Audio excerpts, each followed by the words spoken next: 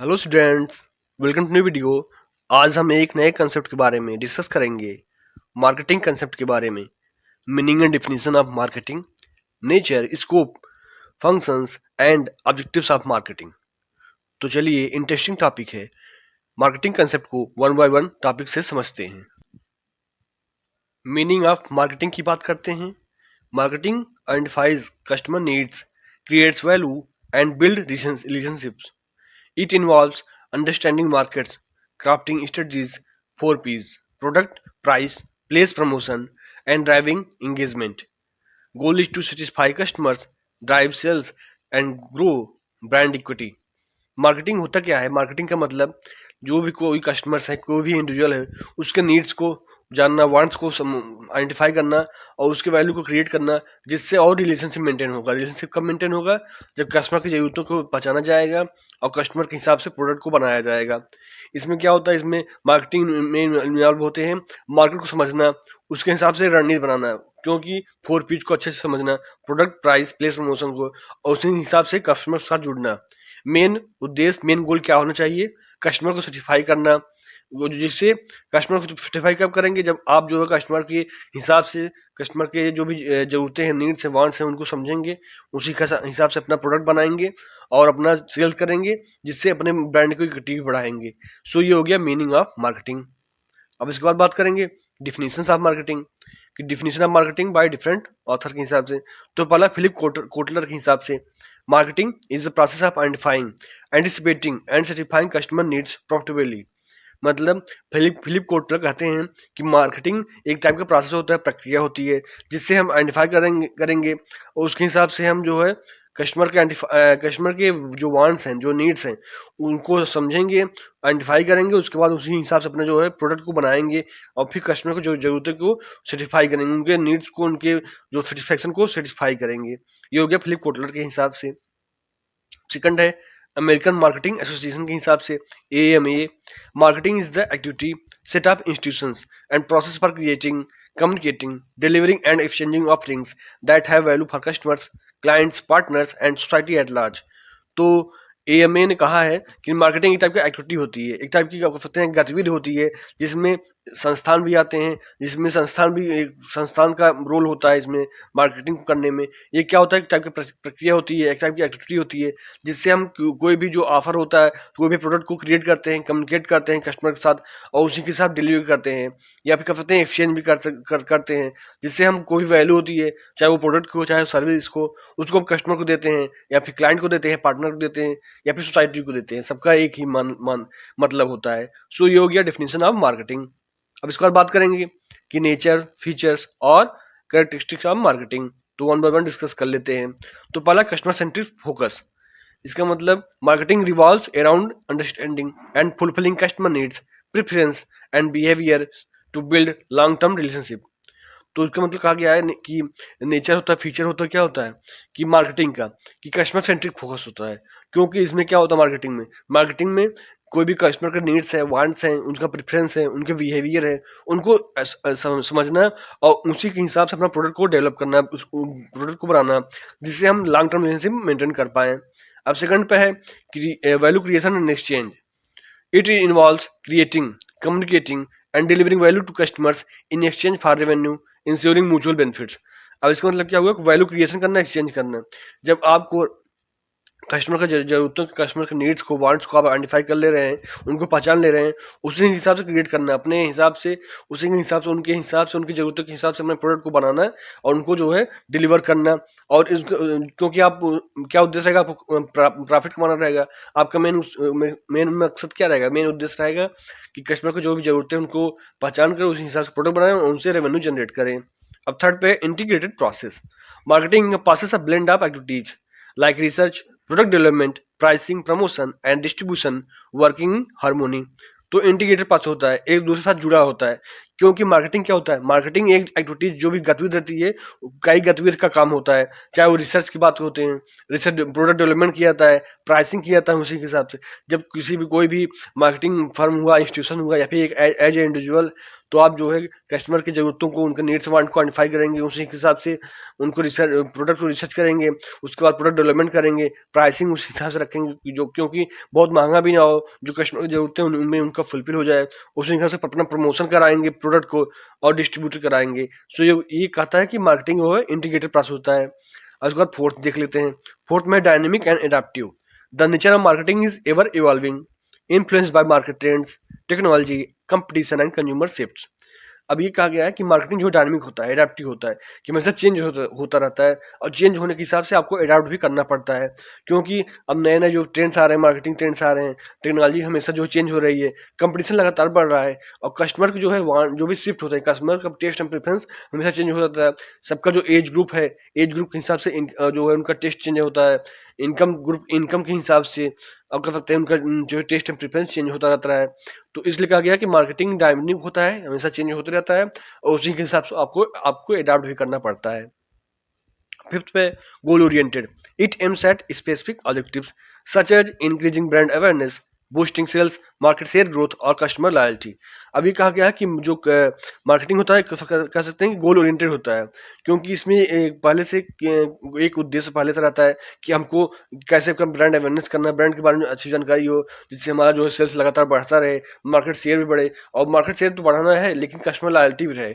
इसका मतलब आप अच्छी अगर प्रोडक्ट देंगे कस्टमर को, अच्छा बेटर सर्विस प्रोवाइड करेंगे, बेटर प्रोडक्ट देंगे, बेटर सर्विस प्रोवाइड करेंगे, तो आपको कस्टमर लॉयल्टी भी, कस्टमर जो है लगातार आपके ब्रांड के साथ, आपके प्रोडक्ट के साथ लगातार जुड़ा रहेगा। अब सिक्स पे है स्ट्रेटेजिक एंड एनालिटिकल।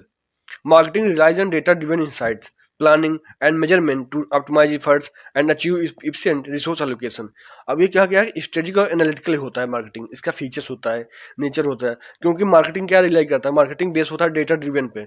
एक जो डेटा रहता है हर चीज़ का, कैसे टेक्नोलॉजी बदल रही है, या फिर कैसे जो है कंपटीटर आपका यूज कर रहा है, क्या कौन सी टेक्नोलॉजी यूज कर रहा है, कैसे उसके कस्टमर्स हैं, कैसे किस टाइप के, किस एज ग्रुप के, किस इनकम ग्रुप के हैं, और क्या उनका टेस्ट प्रेफरेंस है, किस एरिया को वो जो है प्रीफर कर रहे हैं, ज़्यादा जो है कर सकते हैं टारगेट में कर रहे हैं, उस हिसाब से आप प्लानिंग करते हैं, और उसी हिसाब से अपना जो है आपका आपके कंपनी का एज ए इंडिविजुअल आपका एफर्ट रहता है, जिससे आपको जो जो बेटर एलोकेशन हो सके आपकी कंपनी का, आपकी जो भी आपके पास अवेलेबल रिसोर्स हो, चाहे वो फिजिकल रिसोर्स हो, फाइनेंशियल रिसोर्स हो या ह्यूमन रिसोर्स हो, उनका कैसे बेटर एलोकेशन करें, जिससे जो है ऑप्टिमम एलोकेशन भी हो जाए, और ऑप्टिमम जो है रिसोर्स का यूज भी हो जाए, और रिसोर्स का वेस्ट भी ना हो। सो ये हो गया फीचर्स और नेचर्स ऑफ मार्केटिंग। और इसके बाद बात कर लेते हैं कि स्कोप क्या होता है, कि मार्केटिंग का स्कोप के बारे में डिस्कस कर लेते हैं। पहला है marketing market research and analysis involves gathering and interpreting data on consumer behaviour, market trends, competitors and opportunities to inform strategic decisions. अभी क्या गया कि इसको कह सकते हैं कि मार्केटिंग क्या होता है, मार्केटिंग जो है रिसर्च एनालिसिस में इसका यूज किया जाता है, क्योंकि इसमें इन्वॉल्व क्या होता है, गैदरिंग करना, मार्केट को इकट्ठा करना, उसके हिसाब से डेटा को इकट्ठा करना, उसके हिसाब इंटरप्रेट करना, कंज्यूमर बिहेवियर के अनुसार से मार्केट ट्रेंड्स कैसे चल रहा है, कंपटीटर क्या स्ट्रेटजी है उसकी, और क्या अवसर आने वाले हैं, उस हिसाब से आप जो है रणनीतिक डिसीजन लेते हैं। अब सेकंड पे है product planning and development, encompasses identify consumer needs, customer needs, designing product or services, branding and innovating to meet market demands. अभी कहा गया है उस हिसाब से आप प्रोडक्ट प्लानिंग डेवलपमेंट करते हैं, क्योंकि कस्टमर की जरूरतें को, कस्टमर के नीड्स एंड वांट्स को समझेंगे, उसी के हिसाब से अपने प्रोडक्ट की, अपने सर्विस को डिजाइन करेंगे, और उस हिसाब से ब्रांडिंग देंगे, क्योंकि जो कि आपके कंपटीटर से अच्छा रहना चाहिए।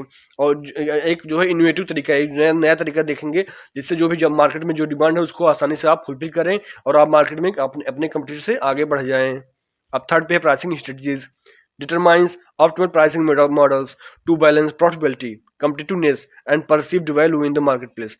अब ये भी कहा गया है कि pricing strategy is one of the important strategy that you can beat competitor in the market in the long to survive in the long run business. अभी कहा गया कि प्राइसिंग स्ट्रेटजी, आप कैसे अपने प्रोडक्ट के प्राइस को सही से लागू करेंगे, सही से बनाएंगे, क्योंकि आप अच्छे से अगर प्राइसिंग स्ट्रेटजी आपने यूज कर ली, प्राइसिंग मॉडल आपने अडॉप्ट कर लिया, जिससे आपका प्रॉफिट भी रहे, और आप अपने कंपटीटर से आगे बढ़ते रहें, और ये भी रहे कि अच्छा वैल्यू क्रिएट हो जाए मार्केट में, लेकिन उसके साथ कस्टमर भी आपका जो है अफोर्ड कर पाए, कस्टमर भी आपके प्रोडक्ट के साथ जुड़ा रहे।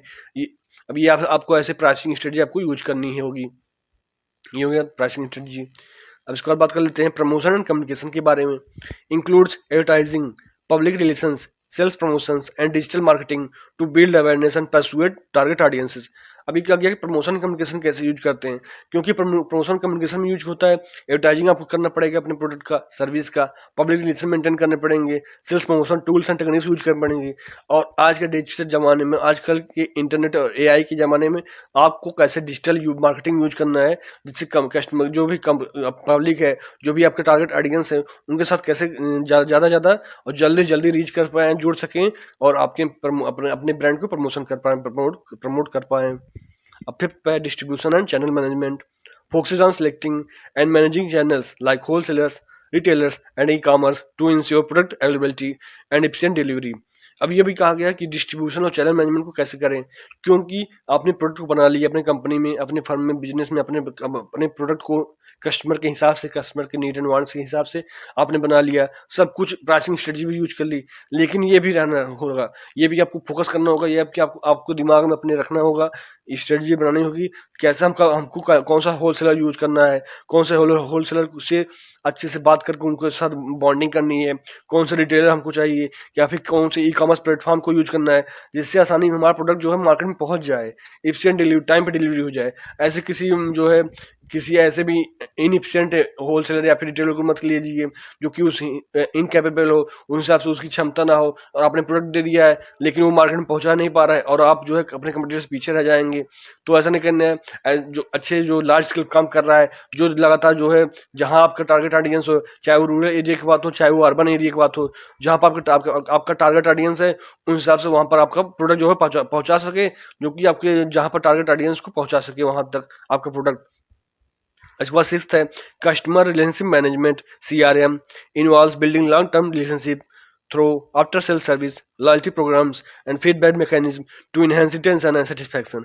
अब ये भी कहा गया कि आपने प्रोडक्ट को पहुंचा दिया कस्टमर के पास, आपने अच्छे से प्राइसिंग स्ट्रेटजी यूज कर ली, सब कुछ कर लिया, कस्टमर के हिसाब से उनके प्रोडक्ट भी बना दिया कस्टमर नीड डिमांड देखते हुए, लेकिन CRM को कैसे मेंटेन होगा, कस्टमर रिलेशनशिप मेंटेन कैसे होगा, क्योंकि जब आप जो है आफ्टर सेल सर्विस, जब आपने अपने सेल्स अपने सर्विस को दे दिया या फिर अपने प्रोडक्ट को बेच दिया है, लेकिन उसके बाद क्या है, कैसे क्या लॉयल्टी प्रोग्राम यूज कर रहे हैं, या फिर ऐसे कुछ फीडबैक क्राइटेरिया है, आपके कुछ डिजिटल प्लेटफॉर्म है जहां पर कस्टमर डायरेक्ट आपको कंपनी के फीडबैक दे सकता है कि आपको ये यूज करना चाहिए, या फिर इसे जो है इसका टेस्ट बदलना चाहिए, या फिर इसमें ऐसे इंग्रेडिएंट जो भी है उसको यूज करना चाहिए। तो ये ऐसा जो है ऐसे करके आप CRM जो कस्टमर रिलेशनशिप मेंटेन कर सकते हैं, मैनेजमेंट को बढ़ा सकते हैं। सो ये हो गया, आप कर सकते हैं कि स्कोप ऑफ मार्केटिंग। अब इसके बाद बात कर लेते हैं एक नए टॉपिक पर, जो कि बात करेंगे फंक्शंस क्या होता है। हमने उसके बाद फंक्शंस बात कर लेते हैं, फंक्शन ऑफ मार्केटिंग में क्या क्या आते हैं। पहला है market research, collecting and analysing data on consumer needs, preference, market trends and competitors to guide decision making. अब ये भी फंक्शन रहता है कि मार्केट रिसर्च का, क्योंकि मार्केट रिसर्च बहुत बड़ा इंपॉर्टेंट रोल निभाता है, कैसे जो भी कस्टमर के नीड्स हैं, वांट्स हैं, उनके प्रेफरेंस हैं, क्या मार्केट ट्रेंड्स हैं, या फिर कोई कौन सा स्ट्रेटजी जो है हमारा कंपटीटर यूज कर रहा है, तो उसको हिसाब से उनकी डेटा को, उनकी इन्फॉर्मेशन को कलेक्ट करें और एनालाइज करें, जिससे हम आसानी से डिसीजन ले सकें। सेकंड पे है product development, designing and improving products और services to meet identify customer demands and ensures competitiveness. अब ये भी कहा गया है, आपने कलेक्ट कर लिया, मार्केट को रिसर्च कर लिया, उनके हिसाब से, उनके कस्टमर के नीड्स हिसाब से, उनके प्रेफरेंस हिसाब से, आपने जो है अपने कस्टमर अपने डेटा को कलेक्ट कर लिया, लेकिन उसके बाद उस हिसाब से आप डिजाइन करना है, जो कि अपने प्रोडक्ट की या फिर सर्विस को, जिससे जो भी कस्टमर के डिमांड्स हैं और आसानी से फुलफिल हो जाए, कस्टमर की डिमांड है फुलफिल हो जाए, उस हिसाब से आप अपने प्रोडक्ट को डिजाइन करेंगे, डेवलप करेंगे।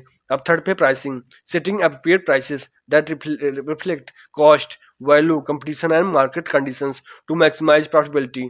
अब प्राइसिंग सेट करने की बारी आ गई, जब आपने जो है डिजाइन को डेवलप कर लिया, इंप्रूव कर लिया कस्टमर के नीड एंड डिमांड के हिसाब से, इसके बाद आप जो है ऐसा प्राइस सेट करेंगे जिससे आपका कास्ट जो भी लागत लग रहा है वो भी निकल जाए, वैल्यू भी क्रिएट हो जाए, और कंपटीशन में बढ़ नहीं रहे, और मार्केट कंडीशन को समझने के लिए जिससे हमारा लगातार प्रॉफिट बढ़ता रहे, उस हिसाब से हम प्राइसिंग स्ट्रेटजी यूज करेंगे। अब इसके बाद बात कर लेते हैं, फोर्थ पे है प्रमोशन। प्रमोशन का मतलब communicating product benefits through advertising, sales promotions, public relations and digital channels to attract and persuade customer.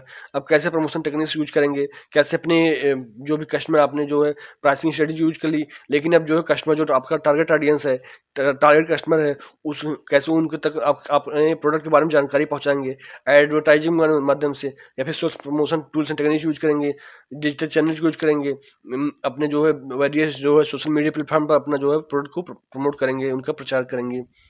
Fifth pair distribution, managing logistics and channels to ensure products are available at the right place and time for convenient customer access। अब ये तो distribution की बारी आ गई।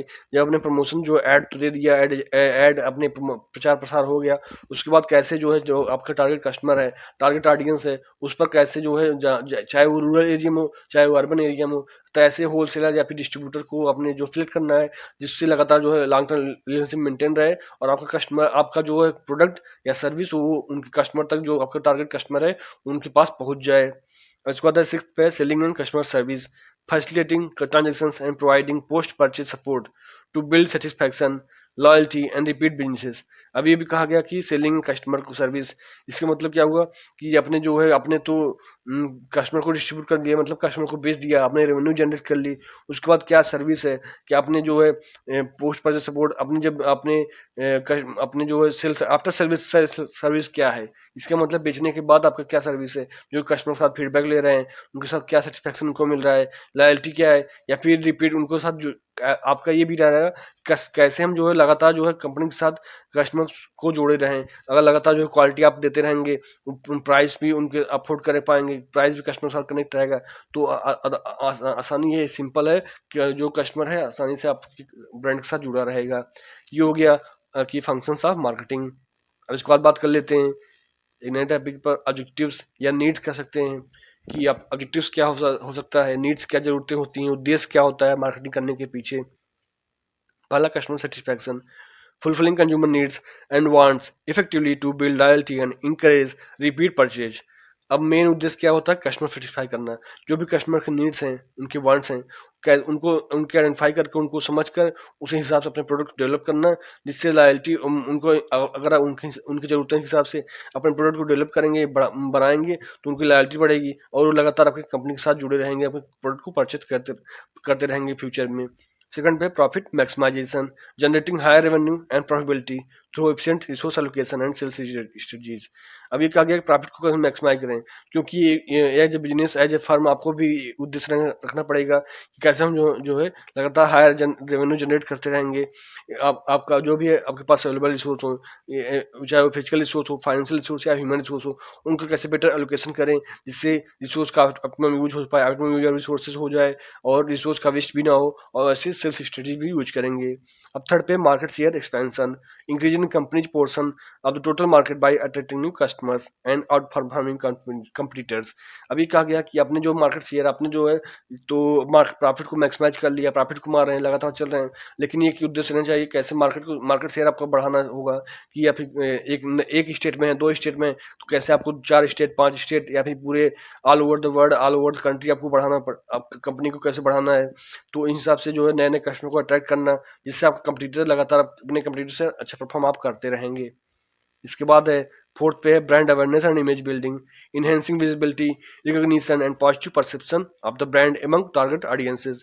अब ये भी उद्देश्य रहता है मार्केटिंग करने के पीछे कि ब्रांड को जो है लगातार जो कंपनी के साथ जो कस्टमर को जोड़े रहें, इमेज बिल्डिंग करते रहेंगे, हमसे जो पॉजिटिव परसेप्शन रहेगा, एक कस्टमर के माइंड में हमेशा जो पॉजिटिव परसेप्शन किए रहेंगे। तो ऐसे हम क्या करते हैं, एक नए जो है आप कह सकते हैं कि जो सोसाइटी में जो भी अच्छे पर्सन है, जो अच्छे मुकाम पर नए आप कह सकते हैं टॉप पोजीशन पे हैं, उनको हायर करते हैं, चाहे क्रिकेटर हो, चाहे भी वो कह सकते हैं कोई भी प्लेयर हो, चाहे वो चेस प्लेयर हो, उनको उनको आप कह सकते हैं एड एजेंसी देते हैं, उनको एड प्रचार करने की देते हैं, जिससे जो कस्टमर के माइंड पर पॉजिटिव हमारा जो है पॉजिटिव अट्रैक्ट हो जाए, कि पॉजिटिव बातें हो जाए, पॉजिटिव आपके साथ कंपनी कस्टमर जो है लगातार जुड़ता रहेगा।